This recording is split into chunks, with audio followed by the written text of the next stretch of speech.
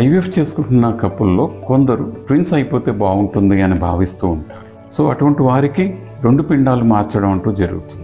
ఇలా 2 ఎంబ్రియోస్ మార్చినప్పుడు అసలు ప్రెగ్నెన్సీ వచ్చే ఛాన్సెస్ 50 to 60% ఉంటుంది. ఇందులో నిజంగా ఆ కపుల్ కన్సీవ్ అవుతే 90% ఇందులో ఒకటే పెరిగే అవకాశం ఉంటుంది. మిగతా 10%లో ట్విన్స్ కలిగే అవకాశం ఉంటుంది.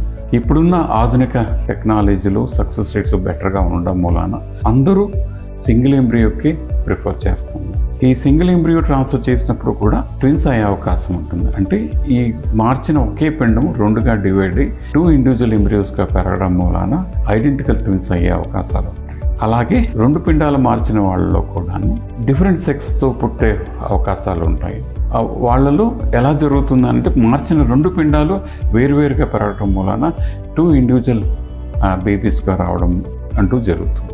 ఐడెంటికల్ ఒకే ఎంబ్రియో మార్చినా ఐడెంటికల్ ట్విన్స్ అయ్యే అవకాశం ఉంటుంది. దాన్ని ఐడెంటికల్ ట్విన్స్ అంటారు. అలా కాకుండా 2 ఎంబ్రియోస్ ఇండివిజువల్గా ఇంప్లాంట్ అయ్యి 2 వేరువేరుగా పెరగడం మూలాన ట్విన్స్ అయ్యే అవకాశాలు కూడా ఉంటాయి. ఇందులో అలా పెరిగేటప్పుడు 2 ఒకే సెక్స్ అవ్వచ్చు, లేక ఒక మెయిల్ ఒక ఫీమేల్ డిఫరెంట్ బేబీస్గా కూడా రావచ్చే అవకాశాలు ఉంటాయి.